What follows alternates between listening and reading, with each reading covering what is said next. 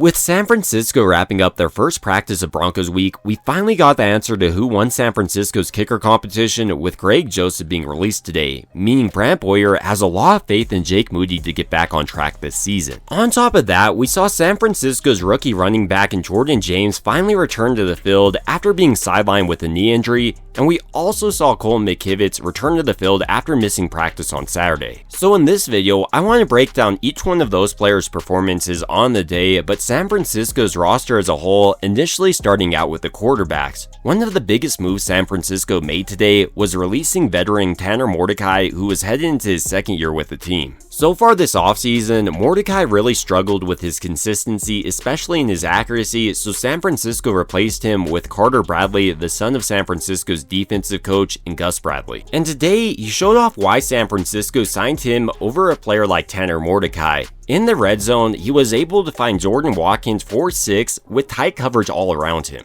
Then he connected with Tariq Owens for probably his biggest play of this training camp over the middle for a massive gain. And to cap out practice, he once again found Owens for a touchdown on the right sideline. As far as San Francisco's franchise quarterback and Brock Purdy went today, he had himself a nice connection with George Kittle and Ricky Pearsall, and even found Patrick Taylor for a touchdown. With that being said, in practice there are plays where Brock Purdy tries to fit into extremely tight coverage, and he said multiple times he wouldn't try this in the game, he's just trying to test his limitations, which I actually like. Now moving to San Francisco's backup quarterback in Mac Jones, he continues to live by his philosophy of just letting it rip during this training camp period. And honestly, it's treating him pretty right. Today he had deep connections with Demarcus Robinson in one-on-ones, and later during the team portion of drills, he was able to find Ricky Pearsall for like a 50-yard gain. Now moving into San Francisco's wide receivers, the most dominant player on the field today was San Francisco's second-year wide receiver Ricky Pearsall. Today in one-on-ones, for instance, no matter who tried to guard him, he won. Then during the team portion of drills, he offered a similar level of dominance, with Mac Jones finding him early for a 50-yard bomb. Outside of Pearsall, Tariq Owens had himself a day. He had multiple connections with Carter Bradley, including a deep touchdown on the right sideline in practice. Another wide receiver who's continually impressed me during this training camp has been Jordan Watkins. Not only can he unlock the deep element of San Francisco's offense, today he had himself a pretty nice grab in tight coverage with Carter Bradley targeting him, and he was able to score a touchdown.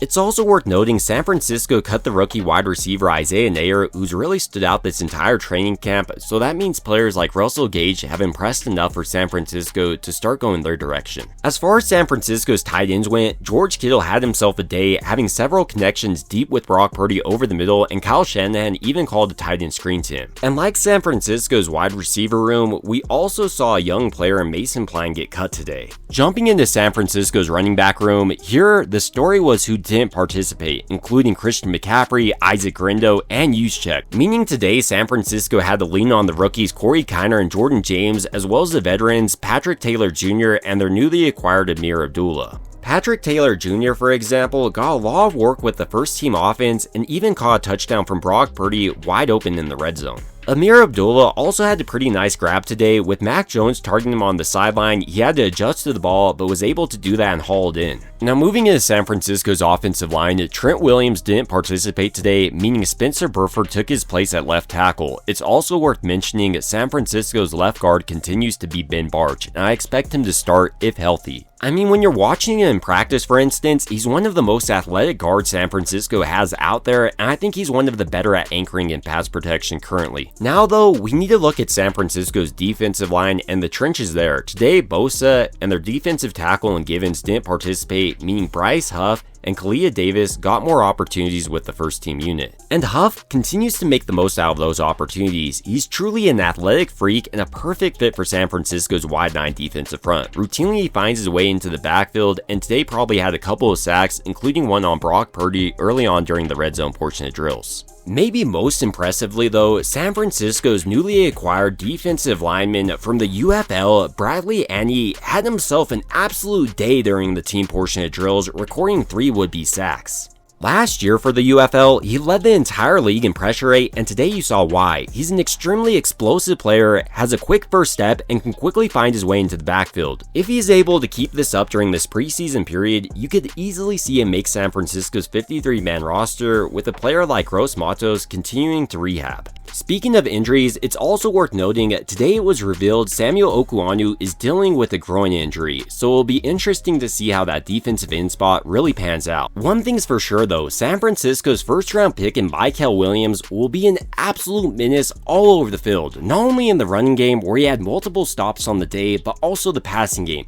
I think he's an absolute monster lining up over slower guards and centers and really running stunts on him. Another thing about Williams, his hands are absolutely absurd for such a young player. He keeps them active throughout the entire rep, and already during this training camp, we've seen him add tools to his repertoire. So heading into his rookie campaign, I honestly wouldn't be surprised to see him end up being the defensive rookie of the year, especially when you consider just how dominant he's been so far during San Francisco's training camp. Now moving over to San Francisco's defensive tackle spot, as I was mentioning earlier, with Givens missing time with injuries, Kalia Davis saw a lot of opportunities with the first team defense, and honestly, he looks extremely explosive, and if he's able to remain healthy, I definitely think he could have his best year with San Francisco yet. But by and far, my favorite defensive tackle this offseason has been CJ West. I think he's better than their second round pick in Alfred Collins, who just appears to be a little bit slower and less aggressive than him. So personally, I do expect West to start before Collins and have a much bigger impact on this team. Sure, Collins can develop over time, but right now, West is the better player.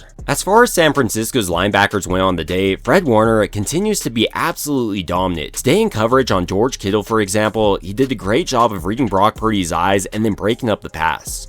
Now moving back to San Francisco's secondary, one of the most impressive rookies so far on the team has been Upton Stout. Today, for instance, he had a great pass breakup on Russell Gage in one-on-ones, and overall, I think he's going to be an excellent player for San Francisco. When you watch him during the team portion of drills, for example, he's one of San Francisco's most aggressive defensive backs, and today he had a great hit on Patrick Taylor Jr. But it's not just in his run defense where he's aggressive. With Brock Purdy targeting Ricky Pearsall on the right sideline, for instance, he did a great job of reading the route, jumping on it, and breaking up the pass. So come week 1, expect him to be San Francisco's starting nickelback, and I expect him to be a pretty solid one at that, and take a little bit of stress off of Lenore having to constantly switch from the outside to inside. Speaking of Lenore, it was nice to see San Francisco's star cornerback return to practice after missing some time with a hip injury. To end out this video, we do need to talk about San Francisco's kicker battle. Today, they cut Greg Joseph, meaning it seems like Jake Moody took over, but it is worth noting San Francisco could always bring back Greg Joseph if Moody struggles,